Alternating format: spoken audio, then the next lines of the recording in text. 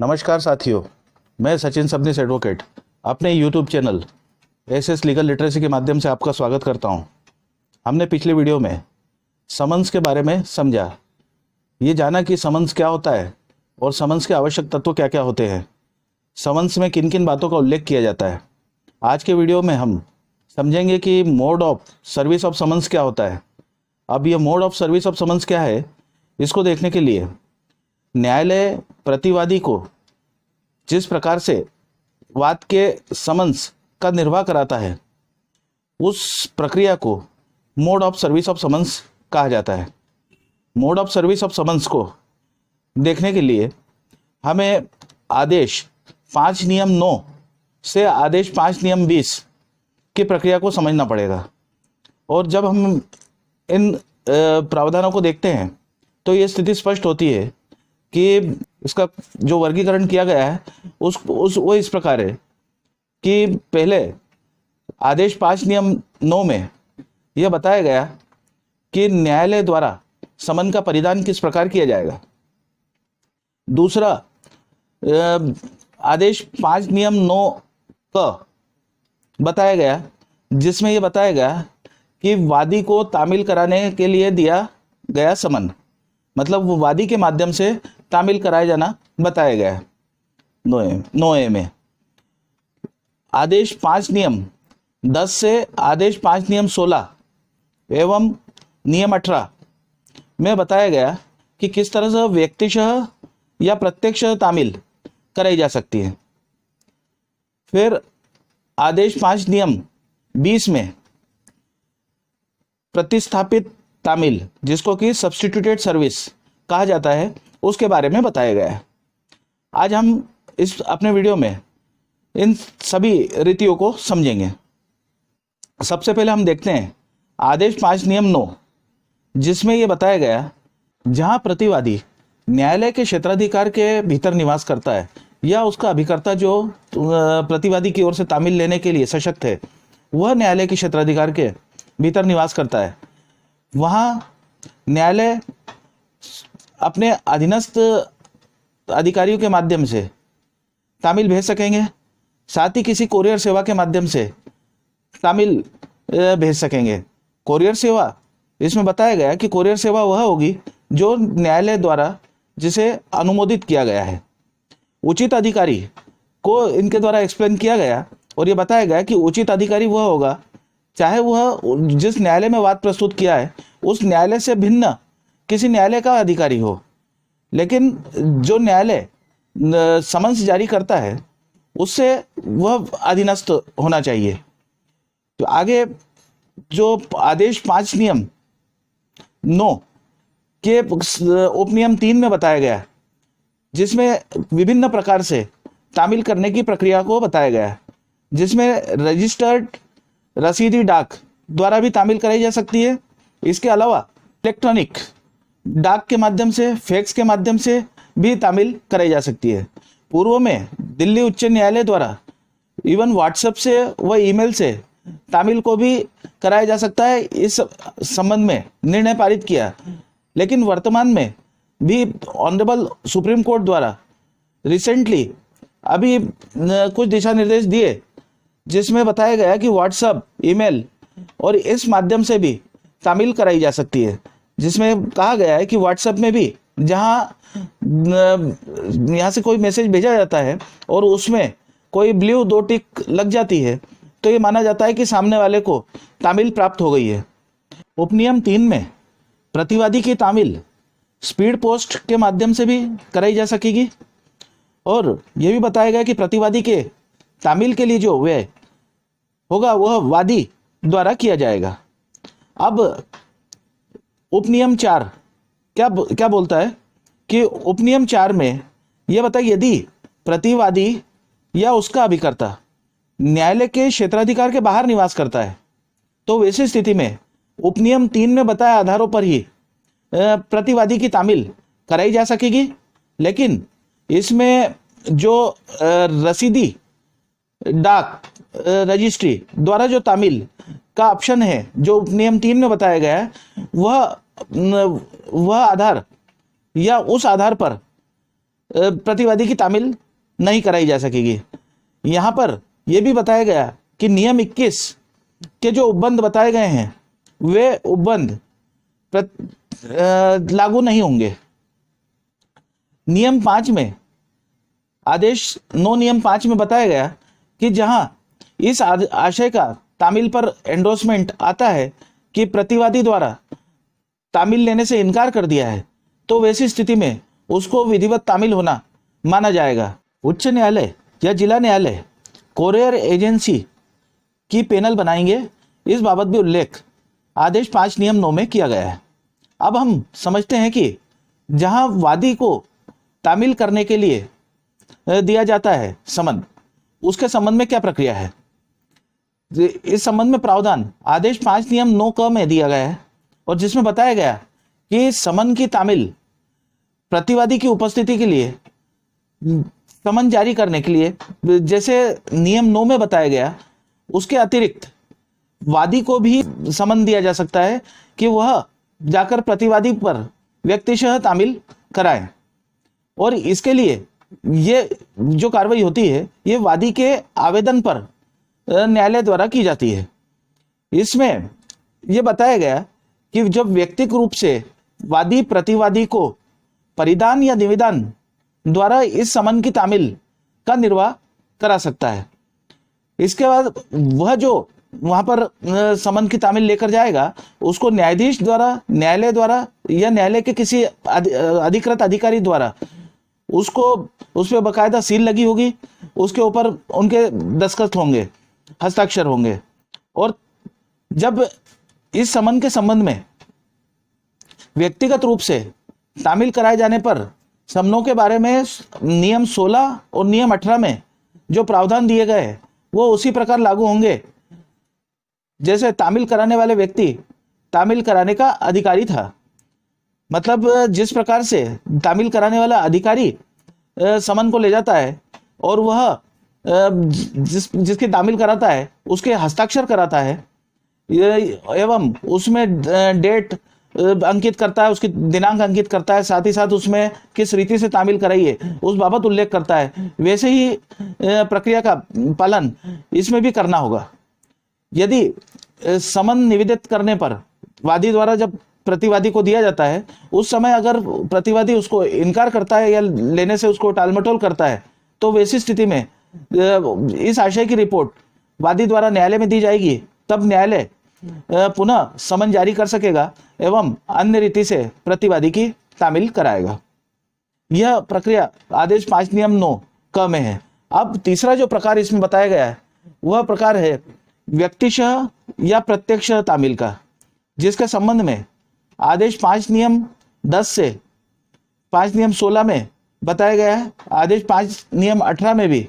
इस बाबत उल्लेख किया गया है। आदेश 5 नियम 10 में समन की तामील का ढंग बताया गया है, जिसमें यह स्पष्ट किया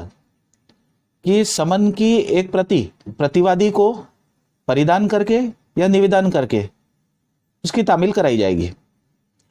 जो प्रति दी जाती है उस पर न्यायाधीश के या उस निमित्त नियुक्त अधिकारी के हस्ताक्षर होते हैं और न्यायालय की मुद्रा लगी होती है। तो यह तो रहा इसका ढंग। अब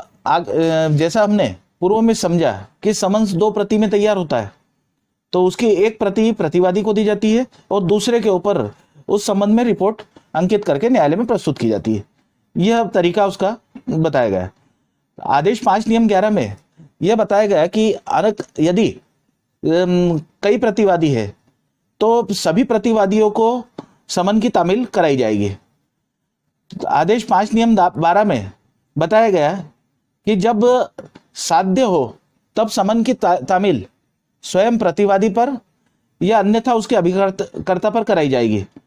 मतलब जहां संभव है तो पहले प्रतिवादी पर कराई जाएगी और यदि प्रतिवादी उपस्थित नहीं है या नहीं मिल पाता है तो उसका यदि कोई अभिकर्ता है जो इस हेतु सशक्त है तामील ग्रहण करने हेतु, तो अभिकर्ता के ऊपर भी तामील कराई जा सकेगी। आदेश 5 नियम 13 में यह बताया गया कि अभिकर्ता पर तामील जिसके द्वारा प्रतिवादी का कारोबार करता है मान के चलें कि प्रतिवादी न्यायालय के क्षेत्राधिकार के अंतर्गत निवास नहीं करता और अन्यत्र निवास करता है, किंतु उसका कारोबार, उसका बिजनेस न्यायालय के क्षेत्राधिकार में चल रहा है, जहां पर अन्य कोई व्यक्ति उसकी ओर से उस बिजनेस को संभाल रहा है, तब वैसी स्थिति में यदि अन्य व्यक्ति जो है उसके ऊपर भी प्रतिवादी की अनुपस्थिति में या प्रतिवादी वहां पर नहीं है, तो वैसी स्थिति में जो उसका प्रबंधक है उसके बिजनेस का या उसका जो अभिकर्ता है वहां पर, उसके ऊपर तामील कराई जा सकती है और वो तामील सम्यक रूप से तामील होना माना जा सकता है उसको। आदेश 5 नियम 14 में स्थावर संपत्ति में के वादों में भार साधक अभिकर्ता पर तामील होने के बाबत उल्लेख किया गया है, जिसमें बताया गया कि यदि कोई वाद स्थावर संपत्ति, अचल संपत्ति के संबंध में है और प्रतिवादी स्थानीय क्षेत्राधिकार के अंतर्गत निवास नहीं करता है या वह अन्यत्र कहीं है, तो वैसी स्थिति में जो उस संपत्ति का भार साधक होता है, उस संपत्ति के बारे में कोई वाद है, उसका कोई भार साधक है, तो उस भार साधक के ऊपर, जिसके कब्जे में वो संपत्ति है, जो उसकी देखरेख करता है, उस व्यक्ति के ऊपर भी तामील कराई जा सकती है, जिसको सम्यक रूप से तामील होना माना जाता है। आदेश 5 नियम 15 में यह बताया गया है कि जहां प्रतिवादी के सही पते के ऊपर तामील भेज दी जाती है और वहां पर प्रतिवादी अनुपस्थित है, तो वैसी स्थिति में जहां यह भी प्रतीत होता है कि प्रतिवादी का तुरंत उपस्थित होना संभव नहीं है या वह नहीं, उसकी संभावना प्रतीत नहीं हो रही है, तो प्रतिवादी के परिवार के, उसके कुटुंब के किसी सदस्य पर भी तामील कराई जा सकती है। यहाँ कुछ शर्तें हैं कि सदस्य, जो उसके परिवार के सदस्य है, वह वयस्क होना चाहिए, वह चाहे स्त्री हो या पुरुष हो, उससे कोई अंतर नहीं पड़ता है। अगर उसका नौकर है, सेवक है, तो वह कुटुंब का सदस्य नहीं माना जाता है, मतलब उस सेवक के ऊपर तामील सम्यक रूप से तामील होना नहीं मानी जाती है। यहाँ पर यह भी आवश्यक है कि जो कुटुंब के सदस्य है वह उसके साथ निवास कर रहे हो प्रतिवादी के साथ, यह भी आवश्यक है। तो इस प्रकार से यह तामील की रीति इसमें बताई गई। आदेश 5 नियम 16 में यह कहा गया कि जो तामील करने वाला अधिकारी है वह जिस व्यक्ति की तामील कराता है उस व्यक्ति के हस्ताक्षर तामील की दूसरी प्रति के ऊपर प्राप्त करेगा, कि उसमें इस आशय की टिप अंकित करेगा कि तामील का निर्वाह इस प्रकार किया गया है। हम इसमें आदेश 5 नियम 18 पे भी विचार करेंगे, जिसमें स्पष्ट ये उल्लेख किया गया कि जिस प्रकार से तामील का निर्वाह कराया गया, तो उस समय का और उस रीति का भी प्रश्नांकन तामील अधिकारी करेगा कि तामील जो की गई है उसके लिए कौन सी रीति अपनाई गई है और किस समय पर वह तामील का निर्वाह किया गया है। इस संबंध में आदेश 5 नियम 18 में प्रावधान किए गए हैं। तो ये हमने प्रत्यक्ष व्यक्तिशः या प्रत्यक्ष तामील को समझा। अब अगला जो वर्गीकरण बताया इसमें वह है सब्स्टिट्यूटेड सर्विस, माने प्रतिस्थापित तामील। जब उपरोक्त जो हमने अभी आधार पे डिस्कस किया उनमें से किन्हीं भी आधारों पर तामील नहीं हो पाती है या प्रतिवादी जानबूझ के वह तामील से बचने का प्रयास करता है या वह उपलब्ध नहीं होता है, वह एक प्रयास पूर्वक जो बचने की कोशिश करता है, तब ये सब्स्टिट्यूट सर्विस वाला जो ऑप्शन है वो लिया जाता है। और इसमें भी इसको भी दो भागों में बांटा गया कि इसमें बताया गया कि एक तो न्यायालय के आदेश के बिना और दूसरा है न्यायालय के आदेश के साथ। जब न्यायालय के आदेश के बिना हम विचार करते हैं तो हम नियम 17 और नियम 19 पे विचार करते हैं, लेकिन यदि हम कहेंगे कि न्यायालय के आदेश के माध्यम से सब्स्टिट्यूटेड सर्विस के ऑप्शन को लिया गया है, तो हम आदेश 5 नियम 20 के ऊपर विचार करते हैं। तो सबसे पहले हम देखते हैं कि आदेश 5 नियम 17 इस संबंध में क्या कहता है, जिसमें तामील न्यायालय के आदेश के बिना सब्स्टिट्यूटेड तामील कराई जाती है। आदेश 5 नियम 17 में यह बताया गया कि जहां प्रतिवादी या उसका अभिकर्ता या उपरोक्त अनुसार अन्य कोई व्यक्ति तामील करने से इनकार कर देता है, लेने से इनकार करता है, या वह अपने आप को अभिस्वीकृति पर हस्ताक्षर करने से बचता है, या युक्तियुक्त तत्परता बरतने के उपरांत भी तामील अधिकारी उसकी तामील नहीं करा पाता है। तामील उसके निवास स्थान पर ही की जाना है, लेकिन उसके निवास पर भी, प्रतिवादी के निवास पर भी उसके उपलब्ध होने की या उसके उपस्थित होने की संभावना नहीं है। तब सब प्रयास करने के बाद जब तामील अधिकारी को यह प्रतीत होता है कि प्रतिवादी कहीं न कहीं अपने आप को जानबूझकर बचा रहा है, तो वैसी स्थिति में तामील अधिकारी न्यायालय के आदेश के बिना भी उन परिस्थितियों का उल्लेख करते हुए कि किन वजहों से उसको उस निवास स्थान पर, प्रतिवादी के निवास स्थान पर या उसके दरवाजे पर, ऐसे किसी सहज दृश्य स्थान पर जहां वह तुरंत नजर आए, ऐसे स्थान पर उस तामील को चिपका देगा, वहां पर चस्पा कर देगा और उसकी एक रिपोर्ट अन्य प्रति के ऊपर उस बाबत लिखेगा। उसमें बताएगा कि किन परिस्थितियों में उसको इस प्रकार से तामील करना आवश्यक हुआ है। साथ ही साथ उन लोगों के भी उस पर हस्ताक्षर कराएगा जिनके द्वारा उसके ग्रह को, प्रतिवादी के ग्रह को पहचाना है, और इस आशय की टिप अंकित करके और वह न्यायालय को उसकी रिपोर्ट भेजेगा। किन लोगों की उपस्थिति में वह चस्पा किया गया है, इसका भी उसमें उल्लेख किया जाएगा। तो यह आदेश 5 नियम 17 की जो व्यवस्था तामील अधिकारी द्वारा की जाती है, उसके संबंध में आदेश 5 नियम 19 में न्यायालय के कार्य बताए हैं कि या तो न्यायालय जब इस प्रकार से रिपोर्ट आती है और उसके साथ में शपथ पर भी उल्लेख किया गया तामीली अधिकारी द्वारा, और ये बताया गया कि इस प्रकार की परिस्थितियां थी जिनकी वजह से उसकी तामील अन्य रीति से न कराई जाकर उसके ग्रह पर या उसके कारोबार के स्थान पर या वह जहां सामान्य तौर पर लाभ के लिए कार्य करता है उस स्थान पर उसको चस्पा की गई है। तब न्यायालय को अगर ये प्रतीत होता है कि वह तामील सम्यक रीति से की गई है, तो इस बाबत घोषणा करेगा कि प्रतिवादी की तामील सम्यक रूप से की गई है। लेकिन यदि शपथ पर इस प्रकार के कथन नहीं है तामीली अधिकारी के या अन्य व्यक्ति के, तो वैसी स्थिति में न्यायालय यह भी कर सकता है, उस संबंध में तामीली अधिकारी के कथन भी ले सकता है, उस बाबत संतुष्ट होकर कि तामीली अधिकारी द्वारा विहित प्रक्रिया का उपयोग किया गया और आवश्यक होने पर ही इसको चस्पा किया गया। जब यह पूरा संतुष्ट होने पर न्यायालय इस बाबत घोषणा करता है उसमें कि प्रतिवादी की विहित रीति से तामील की गई है। अगर उसमें फिर न्यायालय को यह प्रतीत होता है कि प्रक्रिया प्रॉपर नहीं है, तो पुनः समन जारी करने के भी न्यायालय द्वारा आदेश दिए जा सकते हैं। तो यह न्यायालय के आदेश के बिना जो प्रक्रिया तामीली अधिकारी द्वारा अपनाई जाती है, उसका उल्लेख ये 5 नियम 17 एवं 19 में बताया गया है। अब न्यायालय के आदेश से क्या प्रक्रिया अपनाई जा सकती है, तो उसके लिए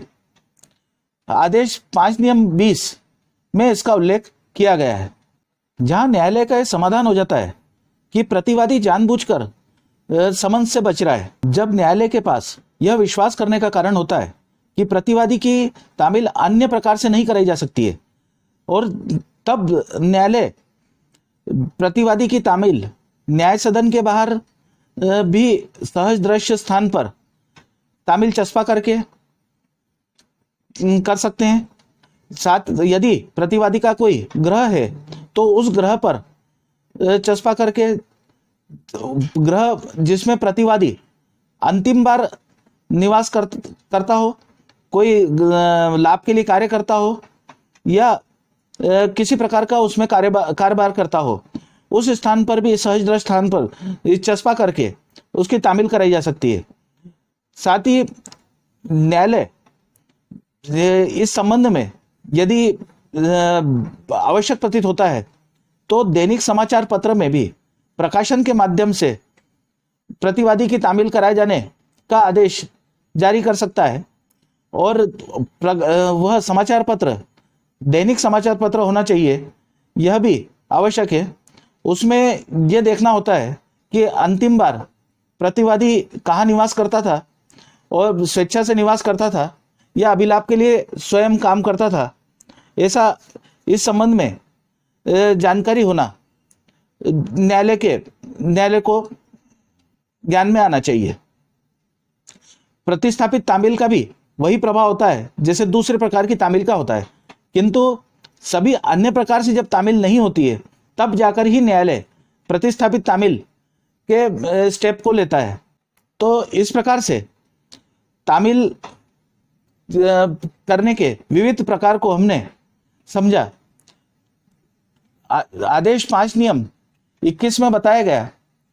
कि प्रतिवादी यदि अन्य न्यायालय की अधिकारिता में के भीतर निवास करता है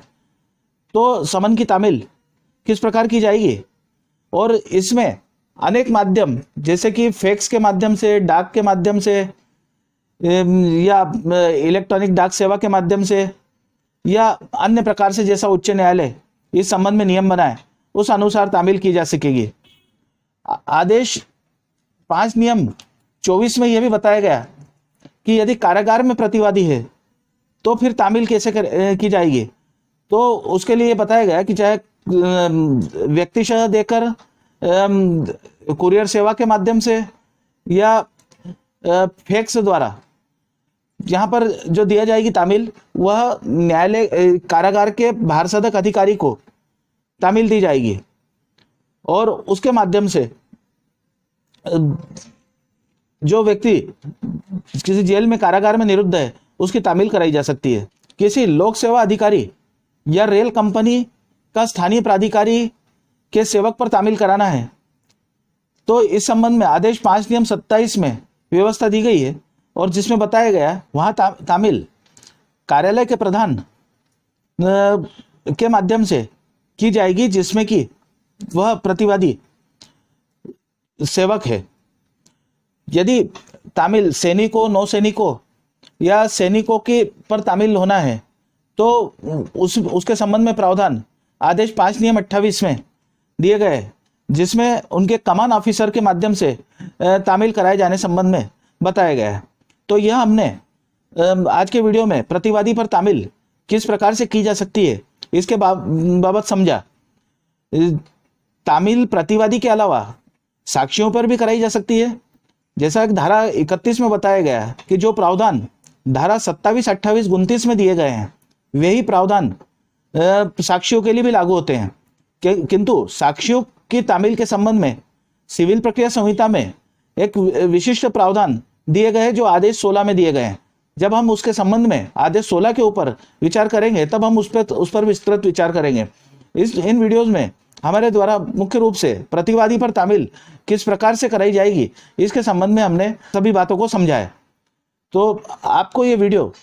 अच्छा लगा हो, जानकारी महत्वपूर्ण लगी हो तो इसे लाइक करें एवं यदि अभी तक आपके द्वारा मेरे चैनल को सब्सक्राइब नहीं किया है तो उसे सब्सक्राइब करें एवं बेल आइकन दबाएं ताकि आगे भी बनने वाले वीडियो के तुरंत अपडेट आपको मिलते रहें। जय हिंद।